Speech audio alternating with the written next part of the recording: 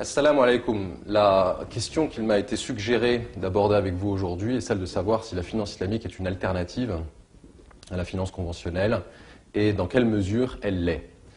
Je crois qu'il est important d'aborder la question au regard de deux dimensions. D'une part, la taille de la finance islamique aujourd'hui dans le monde, ce qu'elle représente, et ensuite de savoir si la finance islamique est capable d'absorber les chocs au regard de l'économie mondiale qui aujourd'hui est très perturbée par une crise financière majeure, peut-être la crise financière la plus majeure depuis la fin de la Seconde Guerre mondiale.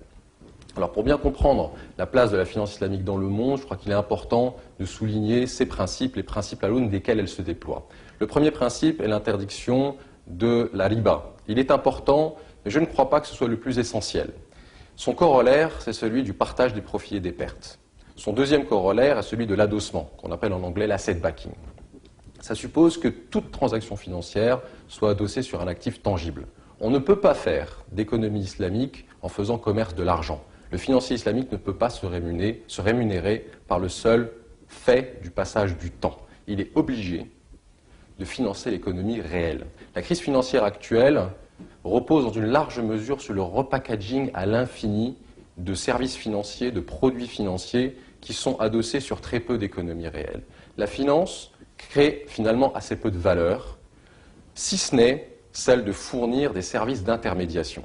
Le financier islamique est exactement au confluent d'un besoin de financement et d'une offre de financement au regard de l'économie réelle. C'est fondamental.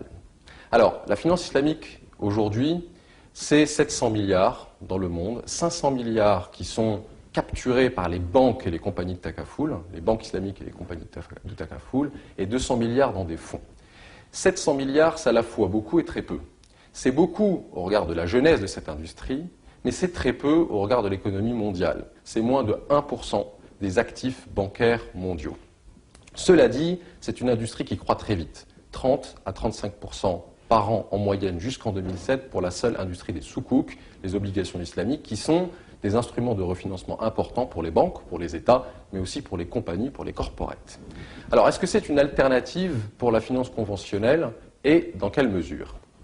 Comme la finance islamique s'inscrit dans la dimension éthique de l'économie, comme c'est un compartiment de la finance éthique, alors oui, c'est une alternative.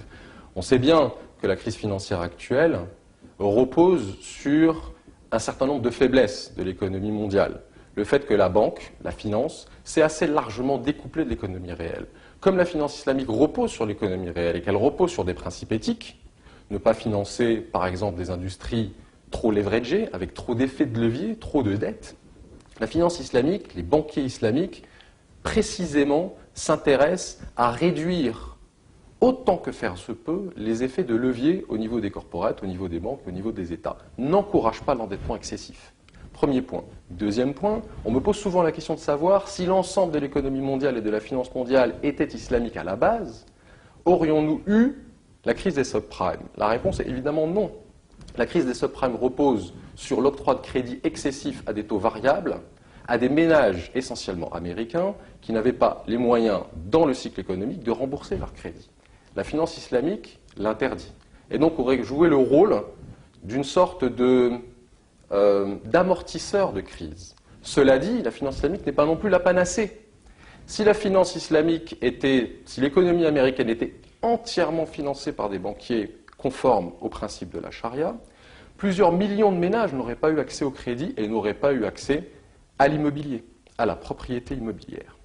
Donc la réponse à la question est assez nuancée. À quelles conditions la finance islamique peut-elle devenir une partie de l'économie mondiale? La première, c'est la formation professionnelle. Nous sommes obligés aujourd'hui de former de plus en plus de financiers islamiques, que ce soit en Malaisie, dans le Golfe Persique, mais aussi en France.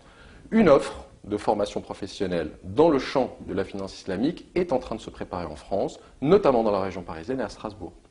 La deuxième condition, c'est un minimum de standardisation. Et la standardisation ne s'applique avec intérêt que dans deux classes d'actifs. Les obligations, qui sont devenues un marché mondial, et les fonds, qui sont aussi un marché mondial. En revanche, pour le financement de l'immobilier, pour le financement de la consommation, pour le financement des PME, la finance islamique doit s'adapter aux contraintes locales, qu'on appelle les contraintes idiosyncratiques, liées à l'économie locale. La troisième condition, c'est beaucoup plus d'innovation. La finance islamique aujourd'hui mondiale, concentrée dans le Golfe Persique, en Malaisie, mais de plus en plus en Europe, dans nos vieux pays, reste une finance simple, voire simplissime. Lever des dépôts pour octroyer des crédits. Nous avons besoin de davantage de spécialistes, notamment dans des produits alternatifs comme la gestion d'actions, comme la gestion de fonds, comme la gestion immobilière.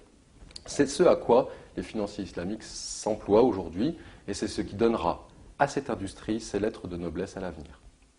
Merci.